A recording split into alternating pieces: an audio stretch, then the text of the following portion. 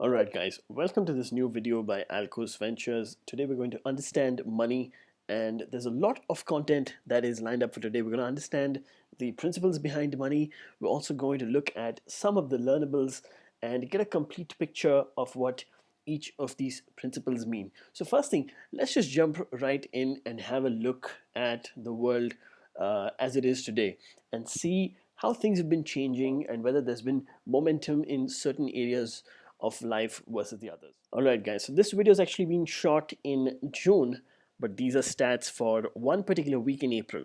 So according to the US Labor Department, nearly 3.3 million Americans have applied for unemployment benefits last week. That's just 1 week, and it's because of the global pandemic. Now, this is a shock to some of you, but I'm guessing during a pandemic it was also expected that a situation like this would occur. So let's have a look at Work Life BBC. And if you see right here, earlier this week, so they're talking about just 1 week, unemployment insurance claims in the US soared past 3 million. And they're saying that this figure shatters the Great Recession, 665,000 March 2009, and the previous record high, 695,000 in 1982. Now, they're saying that this doesn't include gig workers, self-employed, and other freelancers who aren't eligible for unemployment insurance. But because of the worldwide lockdown, there is more number of affected people, individuals, and businesses, not just in the numbers that you're seeing here. So if you have a look at Business Insider, nearly 60% of people lost their jobs due to coronavirus, and most are women, and this is very saddening. And the reason we are making this video is that we're trying to give people an understanding of money so that they can better themselves right now, and also understanding the principles. I'm hoping there is some help for the people out there who are watching. So let's just jump right into the principle. Let's look at the first principle and really try to understand this. Money is a skill. What does that mean? Let's say you're a startup entrepreneur and you are about to launch your website. And even if you look at some statistics, you see that if people are making YouTube videos, within the first couple of weeks, a lot of people who start YouTube channels, they're about to quit. A lot of people that start websites today quit within the first 3 months. Even if you take a book and you're about to start reading a new book, there's a very high chance that before you read the first 20 pages, you've actually quit the book. And just like any other skill, on day one, you're not going to be as good. But if you stick to that skill, then over time, once you start to learn the principles of that particular skill, you start to get better. So of course, money is the same way. Money is learnable.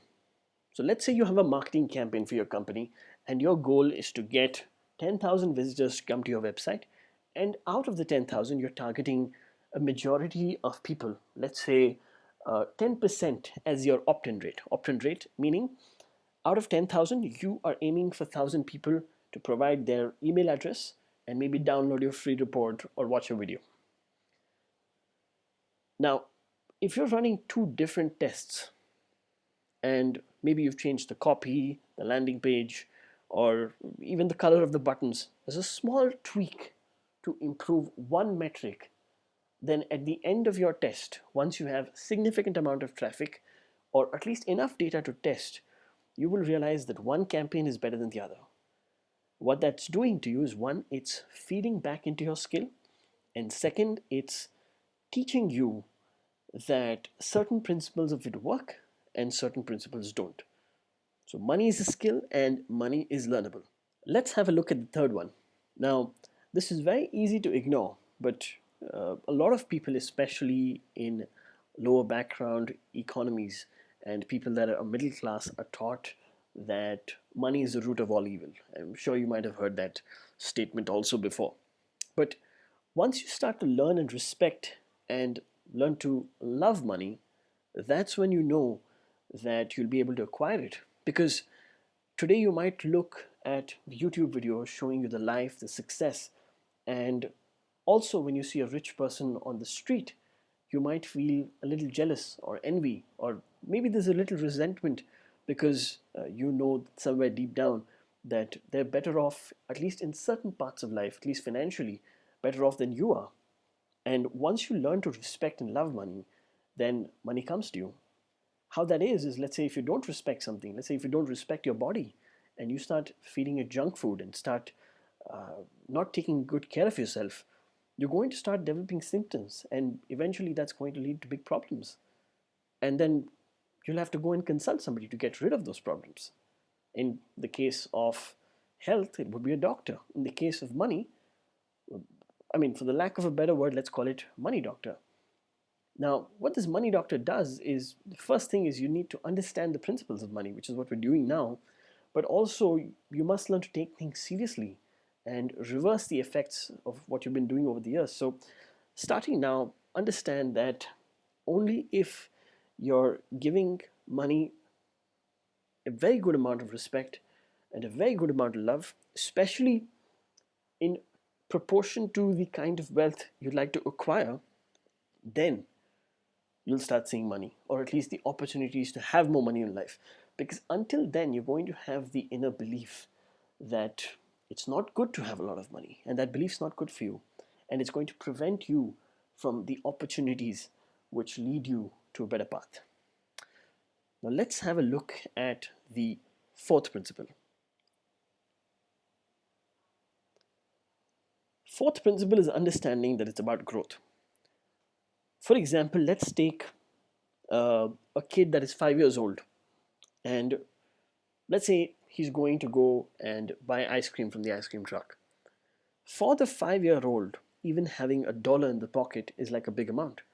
And let's say the 5-year-old loses the dollar, it might be a very big deal compared to, let's say, a 30-year-old man who's has a job and stability losing $1, because to him it's maybe lost on the stock market, and the perspective of which it's looked at is completely different.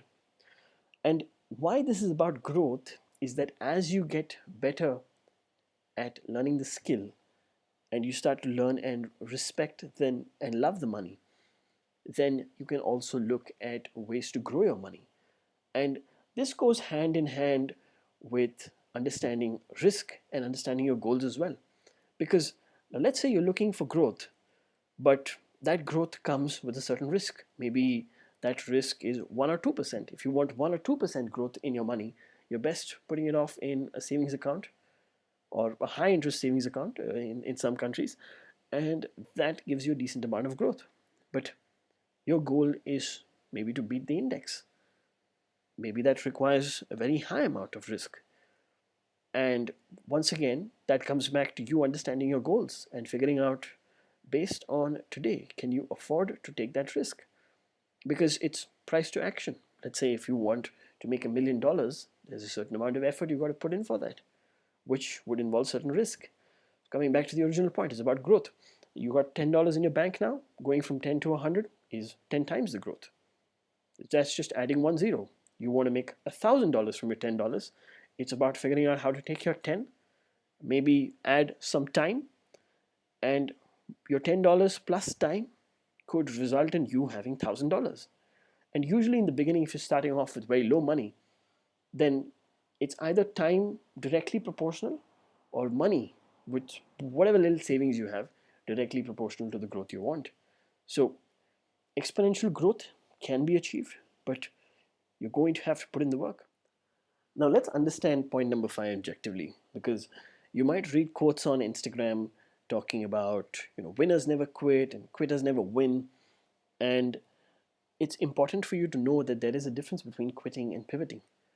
Quitting would mean that, let's say you set a goal, right? You set a goal that says, okay, I want to earn $10 million this year, and I want to set aside money so I can take care of my family and have an emergency fund. So that would be your major goal.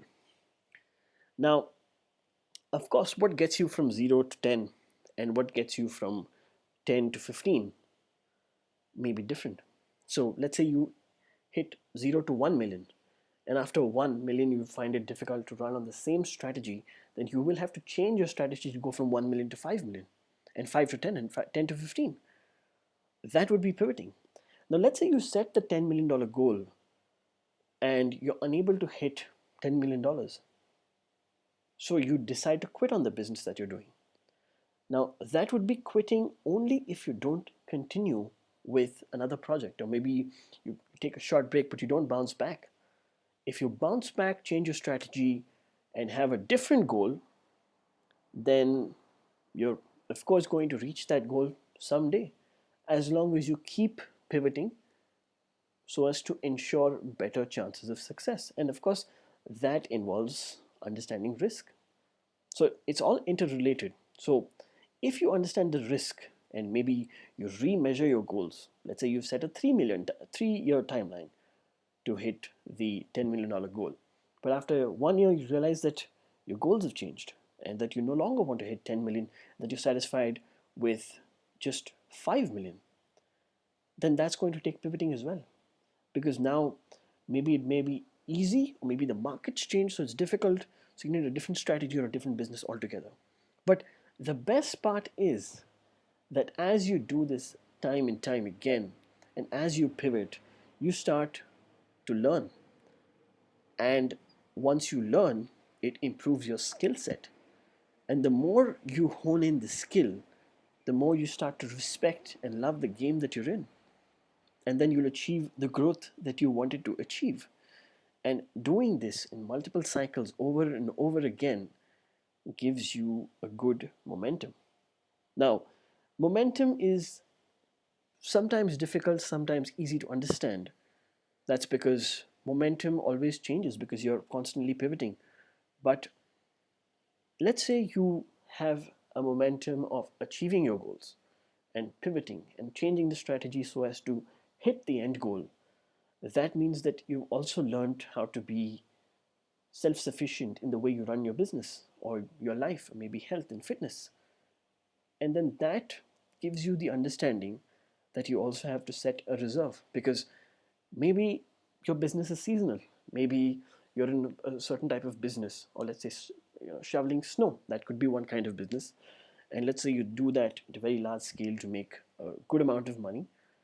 And that gives you this mindset that you have to have a good amount of reserve for a certain couple of months, because it's not always that cold.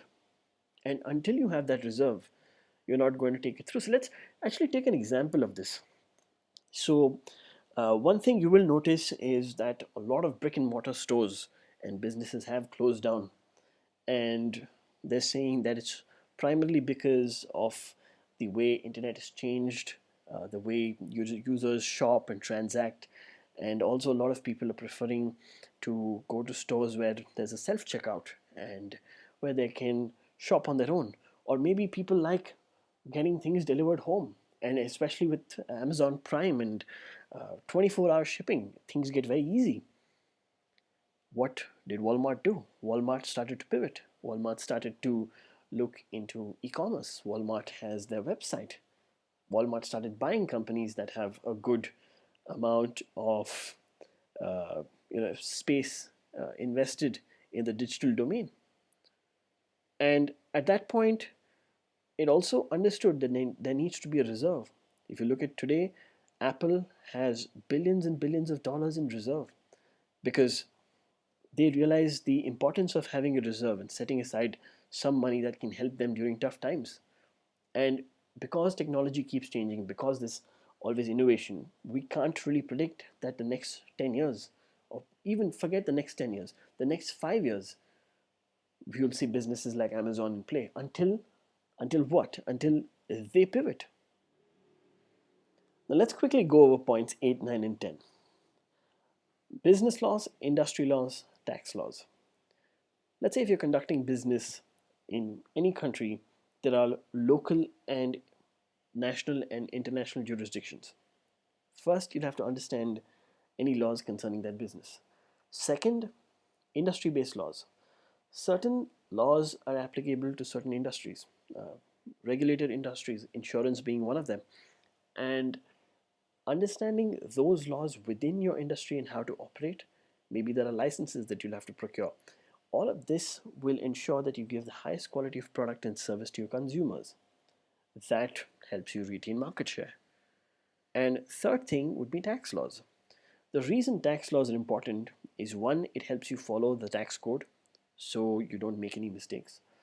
And second, it also helps you understand if there are any write offs, any deductions, or if there's a way for you to legally avoid paying a lot of taxes, pay very little in taxes, or even no taxes. You're seeing very large corporations pay nothing in taxes because they're following the code of conduct and they're following the tax laws. And by playing the game right, they're able to avoid paying any taxes at all. That's very important. The ninth principle is also called narrative. Now, let's actually compare the way products are bought and sold in different countries. Let's take the example of insurance. Insurance as a product is difficult to sell in a country like India because first thing is that if you take a product such as life insurance, there is a lack of awareness in the market about life insurance. They say that the market penetration for a product like credit card is over 80% in India, whereas the market penetration for a product such as life insurance is still in the early 20s and 30% range. And these are just random figures off the internet, but at least compared to a credit card, the penetration for life insurance is very low.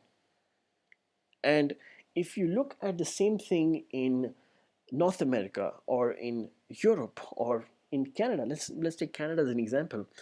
In Canada, you will have to buy insurance for a car as soon as you buy it, and it's mandatory by law. And also, an insurance salesman doesn't have to try very hard in terms of how the product is sold. So one thing when you say narrative, at least in this case, the narrative is the laws and the legalities. But the narrative could be anything.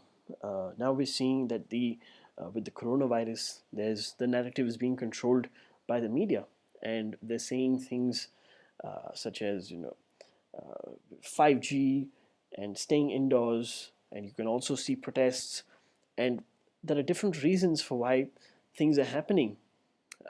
And if you want more information, you can go ahead and read the news as to what's happening. But the narrative is helping people, or at least teaching people, a certain way to think about the same situation, based on which the market forces act. Even with Tesla moving out of California, there was a very big shift in the narrative. So you can go ahead and Google these cases just to get a better understanding. The last and final point is crisis. And even if you look at periods such as the Great Depression, or periods of war, or even periods of the coronavirus, you will see that cash is king.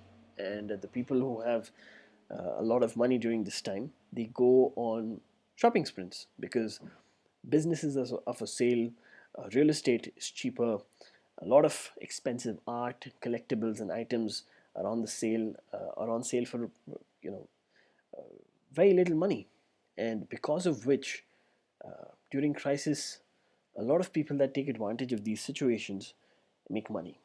The reason this is important is first thing, money is a skill, and it's a learnable skill, and you're understanding this, that it's about growth, and the more you pivot, the more momentum you can have.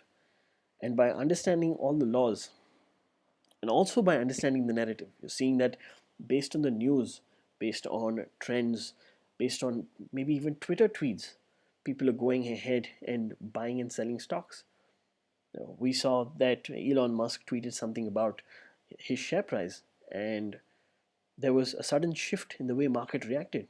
So that's the narrative, and that's how the market reacts. And during times of crisis, you can see that some people have made money, some people have lost money. Hertz Car Rentals is one of these examples. When Hertz Car Rentals went for bankruptcy, a lot of early investors went in and bought the stock and made a lot of money and then sold it immediately at the time when the company was declaring bankruptcy. So it let's say crisis and narrative. Let's combine them together and say that there are different perspectives of looking at the same thing. Of course, there are a lot of painful times for some people, and uh, certain unavoidable circumstances. But purely from a financial perspective, there are people that profit from it. Now, whether you choose to or you don't is up to you. But it's very important to understand that it's important to be moral, ethical, and follow everything that's written in the laws so you don't make any mistakes. But the principles are yours and it's for you to understand. But make sure that you're following all the laws and make sure that from an ethical and moral standpoint, you do the right thing. All right. Thank you guys for watching this video. If you've learned something from this video, please go ahead and share it with just one person who you think a video like this would benefit, to help them understand the principles of money. And second thing, it really helps out with the YouTube algorithm if you like this video, and subscribe if you'd like more content such as this. We are making going forward, we're going to make more videos on not just understanding money, but we're also going to look at some of the real world skills. uh, Accounting is one of them, finance is one of them. We'll also dabble into marketing and understand growth, and we'll also look at business case studies to figure out how other businesses have succeeded, what are the mistakes that they've made, how have they pivot. So we're going to look at all of this in further videos to come. So I would really like you to do just two things. First thing is, go ahead and share this video with just one friend, because it really helps with the algorithm. And second thing, go ahead and like this video, because that tells YouTube that you found this video insightful and you've learned something. And of course, if you'd like more such content, please go ahead and subscribe, because if you watched until the very end, that means that you're engaged in this content. So I'd just like to say thank you, and I'll see you in the next video.